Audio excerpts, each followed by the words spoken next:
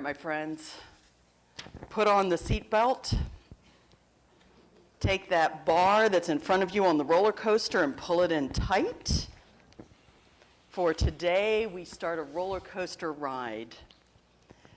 Today's message is not one that is capsulized. It will not have a beginning and an end. It will have a beginning that will leave probably more questions, because within this message today are the seeds of many messages over the year. It is time for us to expand and take a look at some pretty amazing things. Now, there's a couple of caveats to this.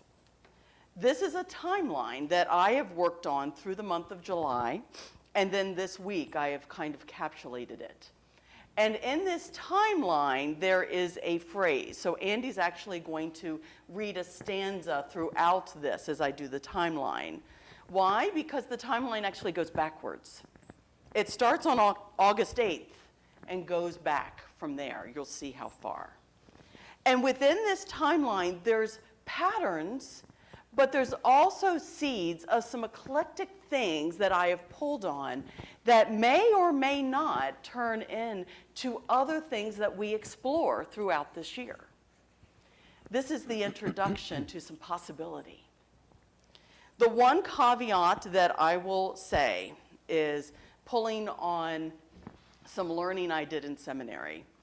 There's some big theological words. One of them is called exegesis. And exegesis is the study of any scripture where you are completely objective.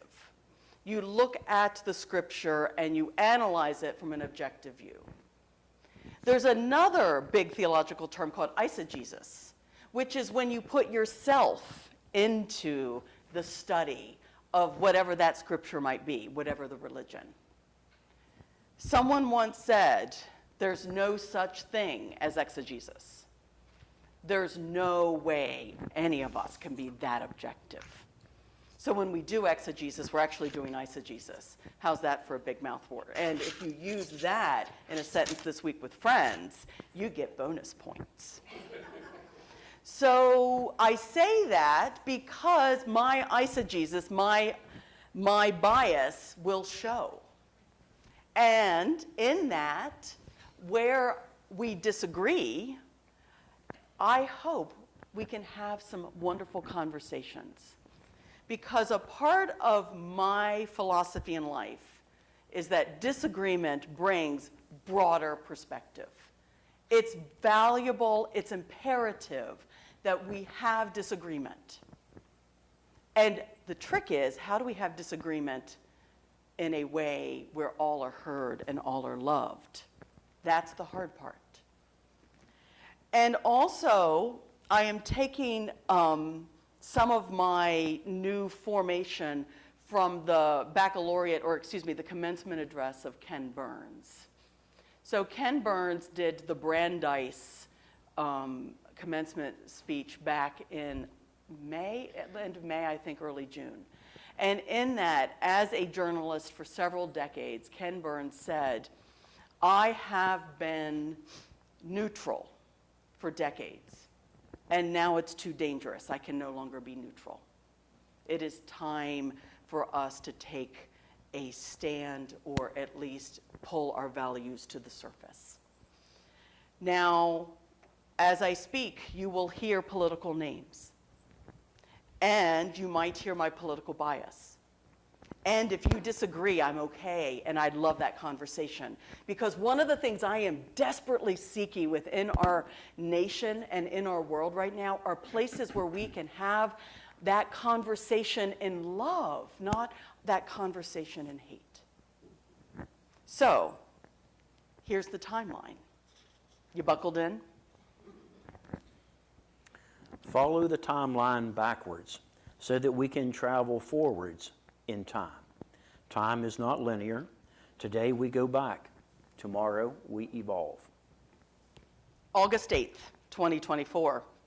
I sit at my desk and I reflect on the changes in our community and our nation and our world. Today I worry about my brothers and my sisters and my nibblings who fear the future. Memes appear on social media with a picture of Vice President Harris with the tagline, quote unquote, "If you think things are bad now, wait till I take over." July 21st, 2024. Vice President Kamala Harris announces she is running for President of the United States. An energized and well-organized campaign unfolds. President Joe Biden announces that he is stepping out of the presidential race for a few hours. Many in our nation feel the gap. President Donald Trump's campaign for a second term distanced itself from Project 2025. July 4th, 2024. I am reflecting on Margaret Wheatley's 2017 book, Who Do We Choose to Be?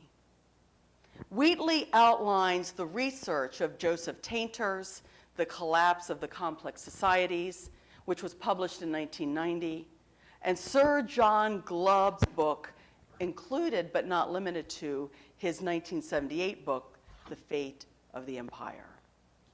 Tainter and Glubb and others, reports Wheatley, state that humanity is remarkably consistent.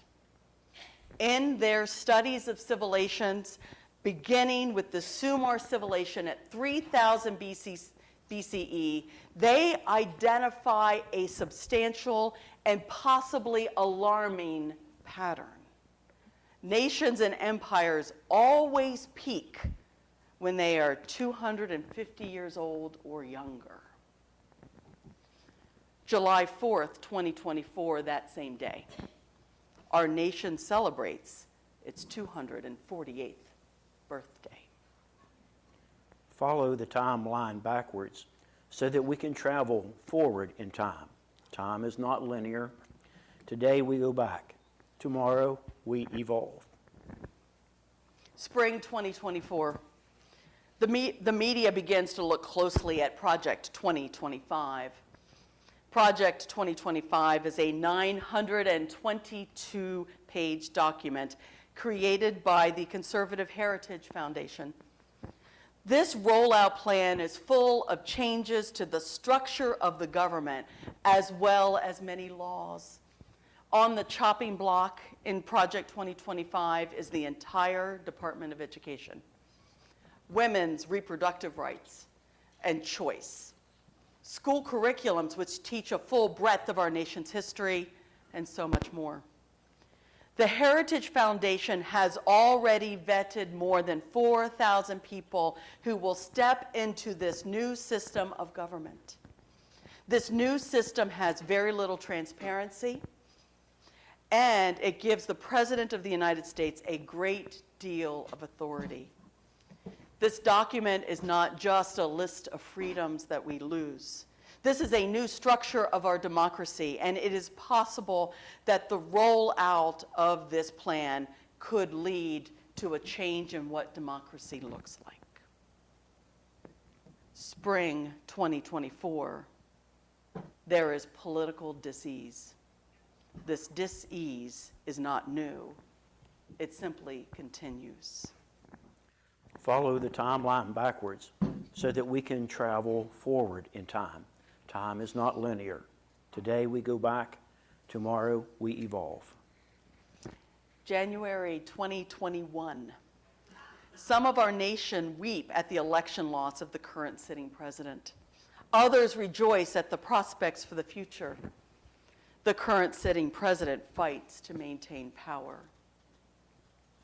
November 3rd, 2020. Joe Biden wins the election for President of the United States. He will become the 49th president. Kamala Harris becomes the 49th Vice President of the United States. She is the first woman and first woman of color and first person of color to hold the Vice President office. 2017 to 2021. During the term of the 48th president, a new Supreme Court justice, many new Supreme Court justices are appointed. This new court overturns Roe versus Wade and gives the 50 states the power to write their own laws about women's reproductive freedoms. The nation watches a new kind of president who uses name-calling, anger, and daggers to run the country. November 8th, 2016. Donald Trump wins the election for President of the United States against Hillary Clinton. An analysis of this racism in this election begins to unfold. For example, NBC News wrote an article titled, "The seeds of Trump's victory were sown when Obama won. This white America's reaction to the death of a post-racial myth."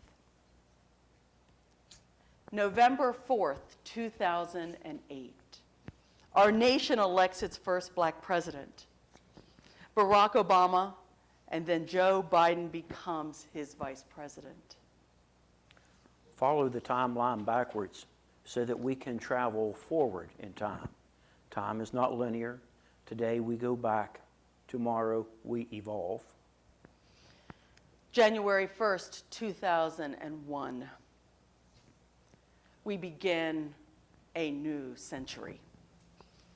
For religious communities, the birth of the 21st century honors more and more women theologians and academics. And these women theologians and academics not only are growing on the scene, but they're honoring all of those women academics and theologians from the past. These theologians demonstrate a fresh new perspective on race, culture, gender, and economics in religious study and in literature. They honor all the academic women who came before them over the centuries that were ignored or silenced because of their gender. November 4th, 1980, Ronald Reagan is elected the 40th President of the United States. For the first time in history, evangelical Christian organizations back the Republican Party because they are dissatisfied with Jimmy Carter's attention to the care of the nation over the care of the evangelical Christian agenda. 1978, Gloria Steinem wrote, "If Men Could Menstruate." You should read it, it's very good. November 2nd, 1976, President Jimmy Carter is elected the 39th President of the United States. Many evangelical Christian organizations supported this election. 1973, Roe versus Wade passed the Supreme Court, granting women fuller access to their reproductive rights. 1972, women are granted the right to obtain a credit card without the permission of their husbands. Follow the timeline backwards so that we can travel forward in time. Time is not linear. Today we go back. Tomorrow we evolve. 1920, women receive the right to vote. 1919, Lucy W. Markley starts her 3-year ministry with the Universalist Church of Stockton, Illinois. She was ordained Reverend Lucy W. Markley in 2020, the same year the 19th Amendment came into being. June 25th, 1863, Olympia Brown was ordained Reverend Olympia Brown, a Universalist minister. She became not just the first Universalist women minister, but the first woman Christian minister in the United States of America. July 1848, women began to organize the suffrage movement at Seneca Falls, New York. Follow the timeline backwards so that we can travel forward in time. Time is not linear. Today we go back, tomorrow we evolve. 610 CE, Muhammad receives the first revelation from Archangel Gabriel. It is in Arabic. This is the start of Islam, the newest of the three Abrahamic patriarchal religions. 380 CE, Christianity becomes the religion of the Roman Empire. Emperor Constantine brought it to the Roman Empire because his mother was Christian. By that time, more than 300 years of development of the Christian church had evolved and diminished the leadership and role of women. Follow the timeline backwards so that we can travel forward in time. Time is not linear. Today we go back. Tomorrow we evolve. From 90 CE to 280 CE, Christians are persecuted for their religion. From 68 CE to about 100 CE, give or take several years because dating is difficult, the early Christian church begins to write down the stories of Jesus and his teachings. Of the many Gospels that were written during this time, 4 are included in the New Testament of the Christian Bible. 48 CE to 60 CE, give or take a couple of years, the Apostle Paul spreads Christianity among many, and many women are included as leaders in this movement. He writes many letters to these newly formed churches. 586 to 536 BCE, and a little bit beyond. It's a little mushy. Monotheism, a concept that has been forming in Judaism, takes hold. Many stories that we read in the Jewish scriptures were written during this post-exilic era when the Jewish people were under the rule of Babylonia, and then Persia, and then the Greco-Roman Empire, and then the Roman Empire. These stories portray a masculine God, and the role of women is subservient and sexualized. The stories of Abraham, circa 1800 BCE, the patriarchs, circa 1800 to 1600 BCE, the stories of Moses, circa 1200 BCE, and the United Kingdom, Saul, David, and Solomon as kings, circa 1000 to 900 BCE. These stories were written down during this post-exilic time, and they were solidified as a part of the monotheistic religion. These stories portray some strong women, but mostly they demonstrate women as slaves to the ability to produce sons. A culture of the greater and the lesser in gender roles is set in stone. Follow the timeline backwards so that we can travel forward in time. Time is not linear. Today we go back.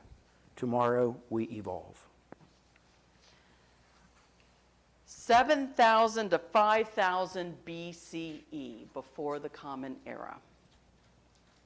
A Neolithic settlement, Çatalhöyük, is today's Turkey. It survived for 2,000 years.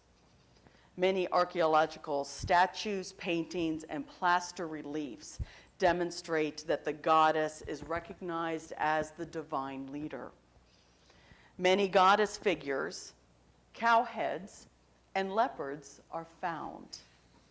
All of these are symbols of a religious and spiritual life centered on the divine goddess. 23,000 to 21,000 BCE. The goddess of Lespunyu, I should say that correctly, I hope I did, is honored in areas that we know today as France. 25,000 to 20,000 BCE. The goddess of La Selle is honored in areas we know today as France. 35,000 to 30,000 BCE. The goddess of Willendorf is honored in areas we know today as Austria. 70,000 BCE. Human ritual exists. We know this thanks to the discovery of an 18-foot-long serpentine rock carving in Botswana. Sheila Colson was the founder of this in 2006. Follow the timeline backwards so that we can travel forward in time. Time is not linear. Today we go back. Tomorrow we evolve. I know that was a lot. And I'm going to publish this on the webpage so that if you want to go and read it. And I hope you'll add some things. I hope you'll say, hey, Michele, what about this? Or what about this event? This is not just about power dynamics between men and women. This is about a different kind of way we structure our society and the way we see each other. And we see that playing out not just in our politics, but in the way we treat each other at times. We sang We Are Dancing Sarah's Circle today because it was written in response to another song. Okay, trivia question. Who knows what that song was? It's on page 211. Thank you. Yay, ding, ding, ding. We are climbing Jacob's ladder. And that song comes from, it's a beautiful story out of the book of Genesis where Jacob wrestles God. Because in that story, and then another story actually where he's actually having the dream climbing the ladder, Jacob struggles with his relationship with this God, this new God. And at that point, it was one of many gods. At that point, God was one of many. It was just this God saying, follow me only. It wasn't until the post-exilic period that actually they said there's only one God. So here we are, look at this. We are climbing Jacob's ladder, right? It's an up. There's something higher, there's something lower. And that is so immersed and embedded in who we are as a people that it's hard to unwrite. But we are dancing Sarah's circle all together, looking at each other, being able to do that. For me, that's the evolution. And it's not whether men are in power or women are in power. It doesn't matter. It matters about how are we looking at each other? How are we in community? So, my friends, this congregation is celebrating women and cooking, which includes men, because men here can cook, right? But women and cooking this month as a part of our 125th anniversary year. This whole year has been a wonderful time of looking back. Start thinking, my friends, because in October, we're going to start to look forward. Who are we? Who do we want to be? Who do we serve? In that, I think we will find the way in which we are in a circle together. Thank you and blessings.